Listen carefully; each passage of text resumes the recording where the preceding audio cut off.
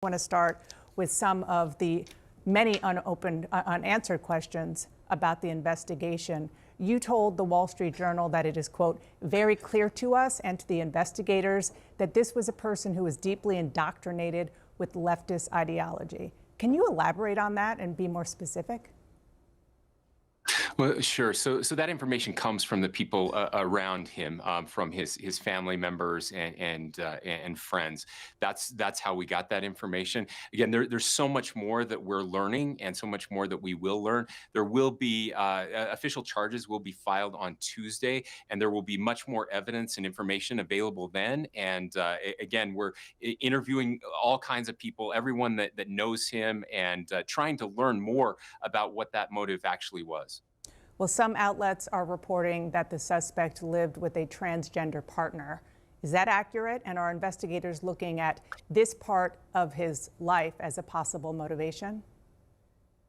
Yes, definitely. And yes, I can confirm that. I know that has been reported, and that the FBI has confirmed that as well, that the roommate was a romantic partner, a male transitioning to female. I can say that he has been very cooperative.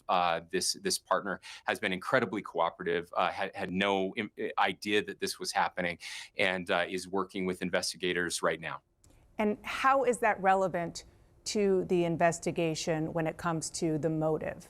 Are you learning that? Sure. Well, yeah, that's what we're trying to figure out right now. Again, it's easy to draw conclusions from that, and so we've got the shell casings, other forensic evidence that is coming in, and trying to piece all of those things together. You said that the roommate is being very helpful. Has that individual explained to law enforcement what the mindset of the shooter was and whether or not it is connected to his ideology or his situation as transitioning, as you just described it? I'm not sure about not sure about that piece right now, Dana. Okay, so we're not sure if the fact that he was romantically involved, as you say, with his partner who was transitioning is relevant to the motive of the murder based on the investigation.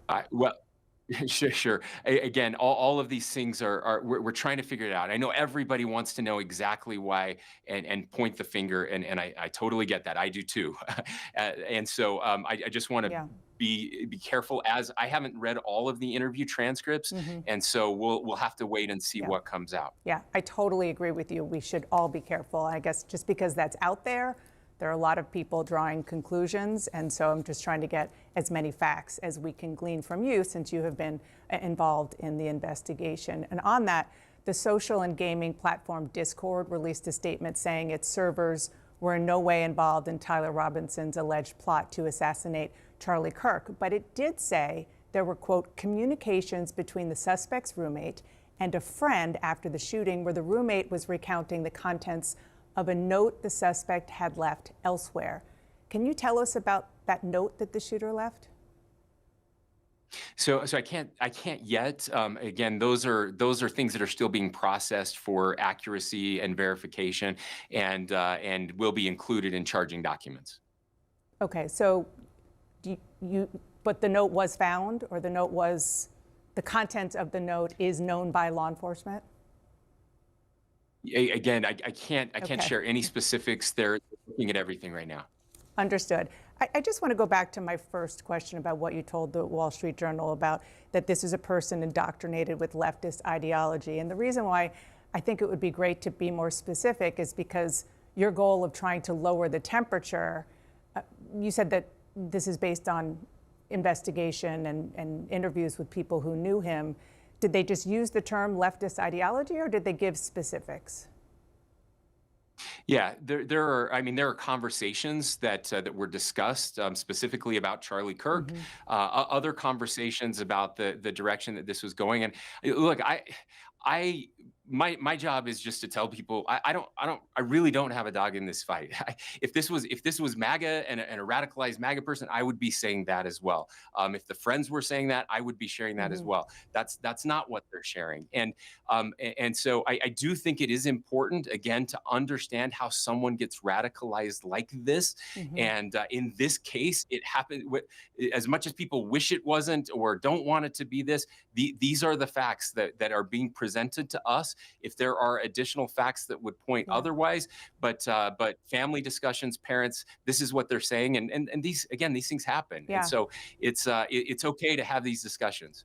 Listen, absolutely. And I'm just trying to get more facts, more details of the facts that you're putting out there. One last question on that. You just said right now, which is something that you mentioned on Friday, is that he had discussions with family members about Charlie Kirk. Do you have specifics on what he was saying about Charlie Kirk to his family?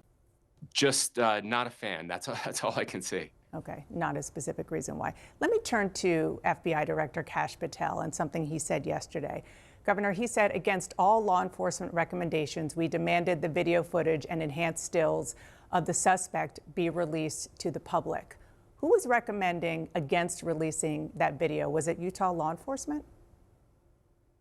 No, again, this was just an internal discussion that was happening between everyone. Mm. We certainly never recommended against that.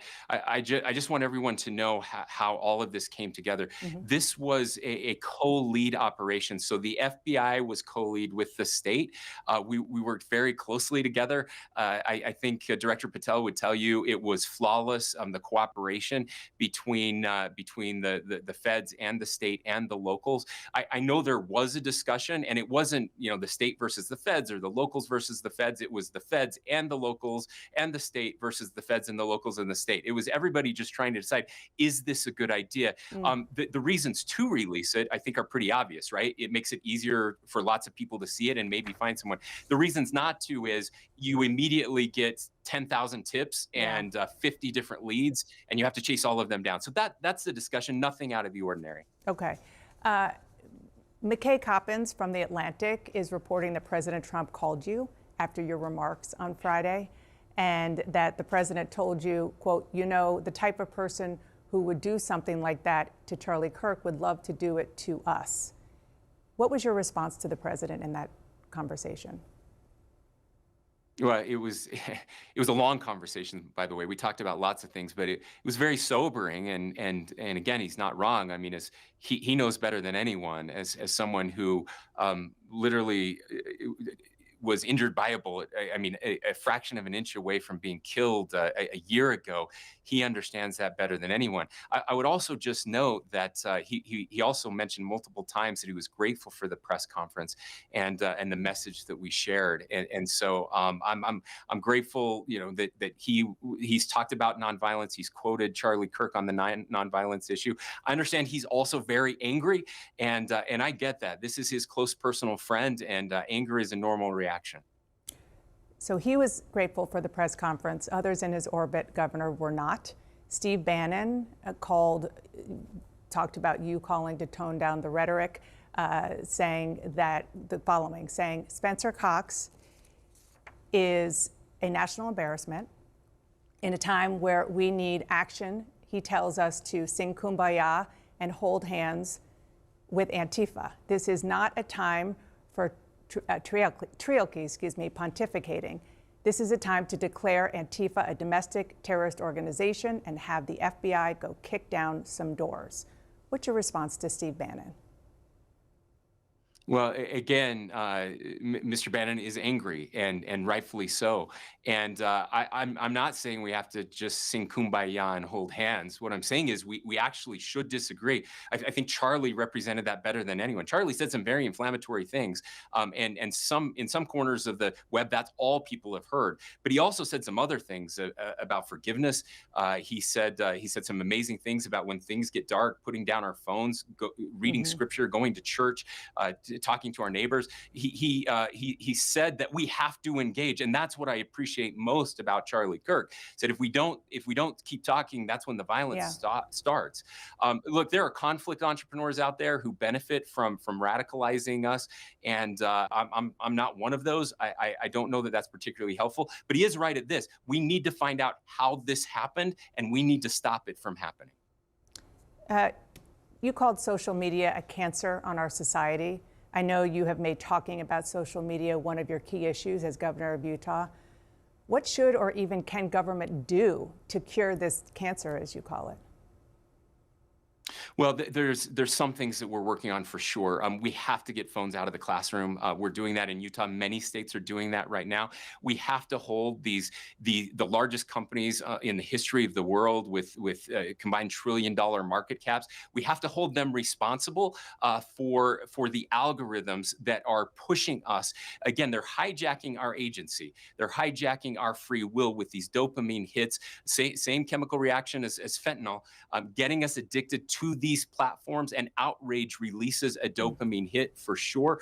And they are taking no responsibility for this. In fact, they're suing the state of Utah to stop the most comprehensive social media reforms in the world's history. They're happening right here, and we absolutely have to hold them accountable. Just real quick, you have said that we're in a dark chapter, and you're not sure if it's the end of a dark chapter or beginning of a darker one. Is your view of America right now shaken? Yeah, I mean, if your view of America is not shaken right now, then there's something wrong with you. This is a direct assault on America, a direct assault on every single one of us. Of course, it's an assault on Charlie, and we love Erica and her kids and his family. But this is us, and this is our chance. This is our moment. We've had periods like this in the past. I mentioned the late '60s and early '70s. But if we're waiting for a president or a governor to get us out of this dark chapter, then it will never happen. We can't. I don't understand this. Again, giving our agency up, waking up every day and saying, well, what did the president say today? That's going to determine how I react. Or what does the governor say today? That makes no sense to me. Every one of us has to look in the mirror and decide, are we going to try to make it better, or are we going to make it worse? And I pray that God will help us find him again, and find our souls and find each other again.